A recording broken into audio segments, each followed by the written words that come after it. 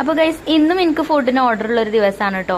ഇന്ന് ചെറിയൊരു ഓർഡറാണ്. 2 kilo chicken ബിരിയാണിയും അതേപോലെ 1.5 കിലോ ചിക്കൻ ചില്ലിക്കുമാണ് കേട്ടോ ഓർഡർ ഉള്ളത്. അപ്പോൾ ചെറിയ ഓർഡർ ആണെങ്കിലും എനിക്ക് പ്രത്യേകിച്ച് പരിപാടിയൊന്നും ഇല്ലെങ്കിൽ ഞാൻ അത് ഏൽക്കാറുണ്ട് കേട്ടോ, ഉണ്ടാക്കി കൊടുക്കാറുമുണ്ട്. നമ്മളെ വീടിൻ്റെ അടുത്തൊരു വീട്ടിൽ തന്നെയാണ് കേട്ടോ ഈ ഒരു ഫുഡ് ഉണ്ടാക്കി കൊടുക്കുന്നത്.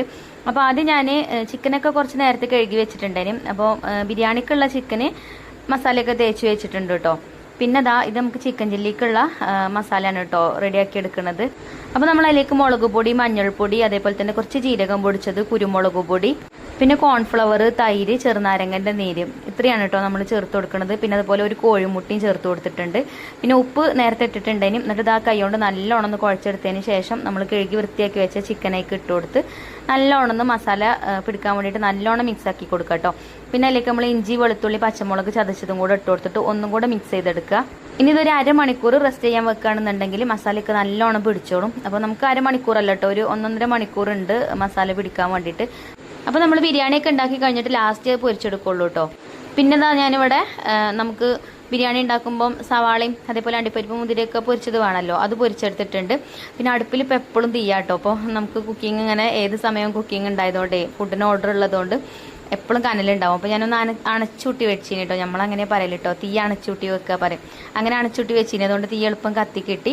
അപ്പോൾ നമുക്ക് ബിരിയാണിക്കുള്ള ചിക്കൻ ആട്ടോ ഞാൻ അപ്പോൾ പൊരിച്ചെടുക്കുന്നത്. പിന്നെ അതിൻ്റെ അടിയിൽ സവാളയൊക്കെ തൊലി കളഞ്ഞ് വെച്ചിട്ടുണ്ടേന്. അപ്പോൾ അത് ചിക്കൻ പൊരിക്കണതിൻ്റെ ഇടയിലാണ് കേട്ടോ കട്ട് ചെയ്തെടുക്കുന്നത്. ചെറിയ ഓർഡർ അല്ലേ, അപ്പോൾ കുറച്ചുള്ളൂ. അപ്പം ഇപ്പച്ചി മക്കളൊന്നും ഹെൽപ്പിനില്ല കേട്ടോ, ഞാൻ തന്നെ ഉണ്ടാക്കിക്കൊണ്ട് പറഞ്ഞു. അപ്പോൾ തന്നെ അരി തിളപ്പിച്ചുറ്റാനുള്ള വെള്ളം അടുപ്പത്ത് വെച്ചിട്ടോ, അവിടെ ആ കല്ലടുപ്പുമ്മൽ അടുപ്പ് കത്തിച്ചിട്ട്. പിന്നെ ഞാൻ മസാല ഉണ്ടാക്കണമൊന്നും കാണിക്കണില്ല, അതൊക്കെ നമ്മൾ ഡീറ്റെയിൽ ആയിട്ട് കാണിച്ചതാണ് കേട്ടോ ലോങ് വീഡിയോയിൽ. പിന്നെ നമ്മളെ ചാനലിൽ എടുത്ത് നോക്കിയാൽ അധികം ബിരിയാണി ഉണ്ടാക്കണ തന്നെ കാണാം. അങ്ങനെ നമ്മളെ മസാലയൊക്കെ സെറ്റായി ഞാൻ ചെമ്പുക്കൊക്കെ ഇട്ട് കൊടുത്തിട്ടുണ്ടേനും. പിന്നെ അരിയൊക്കെ അതിൻ്റെ അടിയിൽ ഇട്ട് കൊടുത്ത് അരിയൊക്കെ ഊറ്റി എടുത്തിട്ടുണ്ട് കേട്ടോ, ദം ചെയ്തെടുക്കുകയാണ്. പിന്നെ നമ്മൾ നെയ്യൊക്കെ ഇട്ട് കൊടുത്തു, അതേപോലെ കുറച്ച് മല്ലിയിലും പുതിനയിലും കട്ട് ചെയ്തതൊക്കെ ചോറിൻ്റെ മേലൊക്കെ ഇട്ട് കൊടുത്തോണം കേട്ടോ.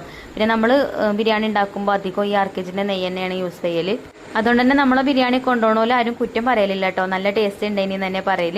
അങ്ങനെ ഫോയിൽ പേപ്പറൊക്കെ വെച്ച് അടച്ചു കൊടുത്ത് അടുപ്പത്ത് വെച്ച് ദം ചെയ്തെടുത്തിട്ടുണ്ട്. അങ്ങനെ അത് ദമ്മിലായി. ആ ഒരു സമയത്താണ് മഗ്‌രിബിൻ്റെ ബാങ്ക് കൊടുത്ത്. പിന്നെ നിസ്കരിക്കുക അങ്ങനെയുള്ള പരിപാടിയൊക്കെ ഉണ്ടല്ലോ, അപ്പോൾ അതൊക്കെ കഴിഞ്ഞതിന് ശേഷം ഒരു 7:30 ആയിട്ടാണ് കേട്ടോ പിന്നെ ചിക്കൻ പൊരിക്കാൻ വന്നത്.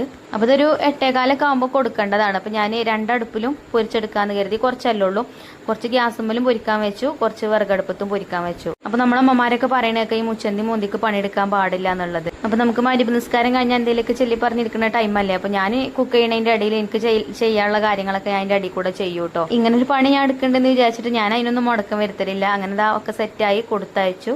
പിന്നെ ഇൻഷാല്ലാ നാളെ